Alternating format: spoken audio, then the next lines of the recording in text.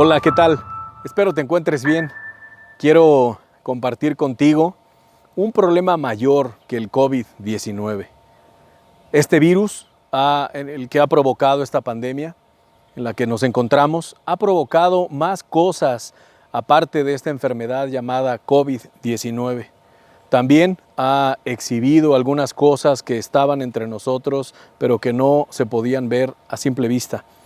Por ejemplo, ha exhibido la incapacidad de la humanidad para combatir contra un virus microscópico.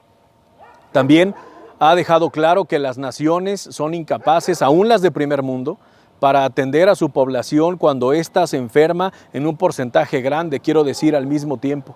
Y por otro lado, ha quedado claro que es muy difícil, casi imposible, crear una vacuna en contra de este virus en tan poco tiempo. No ubico un momento en la historia moderna, donde el planeta completo haya estado frente a la muerte. Más de 200,000 muertes están contabilizadas hasta el día de hoy. 5 meses y van 200,000 fallecimientos. Y esta lamentable suma sigue incrementándose, sin que alguien nos pueda decir cómo detenerlo o qué hacer para que pare. Esto nos ha hecho reflexionar a todos, creo, en lo frágil de las naciones, lo frágil de las economías, pero también en lo frágil de la humanidad y en especial lo frágil que es la vida humana. Necesitamos reflexionar en esto. Bien dice el Salmo 9:20, conozcan las naciones que no son sino hombres. Hay una imposibilidad que también me viene a la mente, que está en la humanidad, y es la imposibilidad del hombre para salvarse por sí mismo. El hombre no puede tampoco salvar su propia alma. De la misma manera que no puede hacer mucho contra este virus, el hombre tampoco puede hacer mucho para salvar su alma. Y la Biblia nos enseñaba sobre esto ya. La condenación eterna, la condenación del alma, es un problema mayor que un virus que enferma y que nos lleva a la muerte. Es un problema mayor que la misma muerte. Y las Escrituras ya nos hablaban de esto. A pesar de que la Biblia nos dice en Eclesiastés 9:27 que Dios hizo al hombre recto, ellos buscaron muchas perversiones. ¿Quiénes son ellos? Nosotros, los seres humanos. A pesar de eso, nosotros estamos en pecado. Dice Romanos 3:23, por cuanto todos pecaron, están destituidos de la gloria de Dios. Ese todos nos incluye a ti y a mí, cualquier ser humano. Y el estar destituidos de la gloria de Dios es precisamente la descripción o la definición de la condenación, es decir, la separación entre Dios y nosotros por causa del pecado. Y esto se estipuló y se estableció desde que el hombre pecó, es decir, desde el principio. Y Romanos 3:10 nos aclara la situación, una triste realidad en la que nos encontramos. Y lo describe bien Romanos 3:10. Dice que no hay justo que no peque. No hay ni siquiera uno, no hay quien busque a Dios, no hay ni siquiera uno. Esto es triste, es lamentable, pero nos encontramos entonces en una situación más grave que la misma pandemia. Estamos entonces frente a un problema mucho más grave y trascendente de lo que pensamos. En esta pandemia, el riesgo de contagio por este virus llamado SARS-CoV-2 y enfermar y morir, ese riesgo es real. Pero morir sin Cristo, morir por causa del pecado sin Cristo, es mucho más grave y trascendente, ya que de lo que estamos hablando es de que al morir, no solo morimos, sino que descenderíamos al infierno y existiríamos ahí por una eternidad. Esto es más grave.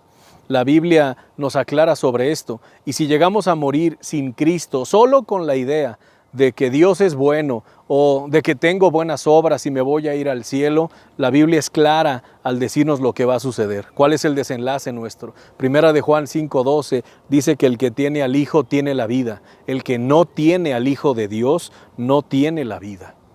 Así que esto significa que al morir sin Cristo comenzaría el verdadero sufrimiento, comenzaríamos a pagar realmente por nuestros pecados. Romanos 6:23 nos aclara que la paga del pecado es muerte. Si reconocemos que delante de este virus no podemos hacer mucho, lo más sensato, lo más inteligente que podemos hacer, a pesar de que es impresionante, no sé cómo decirlo, que algunas personas el día de hoy en nuestro país todavía dicen o están diciendo que esto no es real, que es un invento del gobierno, por extraño que suene esto. También hay personas que han dicho que el pecado no es real y que la condenación eterna no es real. Es extraño, es difícil de entender, pero así es. Esto es real. Y si delante de un virus como el que estamos enfrentando, reconocemos nuestra incapacidad y lo más sensato es ponernos en las manos de los expertos, hacer lo que nuestras autoridades nos dicen, a pesar de que no hay garantía, ¿cuánto más será necesario reconocer que hemos pecado? ¿Cuánto más será necesario reconocer que hemos ofendido a Dios y pedirle perdón? ¿Cuánto más será necesario ponernos en las manos de Dios y hacer todo lo que Él nos diga? Es muy importante entender esto. Por eso es que Cristo nos hizo tanto por nosotros. Dice una cita que quiero compartir con ustedes en Filipenses 2, del 6 al 8. El cual, siendo en forma de Dios, no estimó el ser igual a Dios como cosa que aferrarse, sino que se despojó a sí mismo, tomando forma de siervo, hecho semejante a los hombres, y estando en la condición de hombre, se humilló a sí mismo, haciéndose obediente hasta la muerte y muerte de cruz. Por eso el Señor hizo todo esto, porque sabía de nuestra incapacidad en contra de la condenación eterna. Las buenas noticias en medio de estos tiempos de pandemia son que Cristo ha pagado por nosotros. Cristo ya murió por ti y por mí. No tenemos que morir nosotros. Pero nos pide dos cosas: arrepentimiento para con Dios y fe en el Señor Jesucristo. Necesitamos arrepentirnos sinceramente que hemos pecado, de nuestro pecado, reconociendo que hemos pecado y que le hemos ofendido a Dios. Necesitamos pedirle perdón. Dios no espera perfección de nosotros, espera arrepentimiento y fe en el Señor Jesucristo. ¿Sabes qué significa eso? Que yo creo sinceramente en mi mente y en mi corazón que sin Cristo no puedo hacer nada y no me salvaría sin el Señor. Dos cosas que nos pide. Juan 14:6 dice, Cristo mismo: yo soy el camino, la verdad y la vida. Nadie viene al Padre sino por mí. Y en 2 Timoteo 2:5 dice que hay un solo Dios y un solo mediador entre Dios y los hombres. Y ese es Jesucristo. Dice el texto, Jesucristo hombre.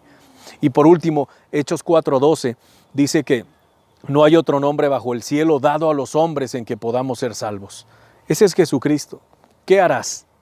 ¿Reconocerás que hay pecado, que hemos pecado? ¿Reconocerás que necesitamos pedirle perdón a Dios? Yo te animo que no solo le pidas perdón a Dios, sino que recibas a Cristo como tu Salvador. Él no solo quiere salvarnos, sino que puede hacerlo. En Él hay garantía.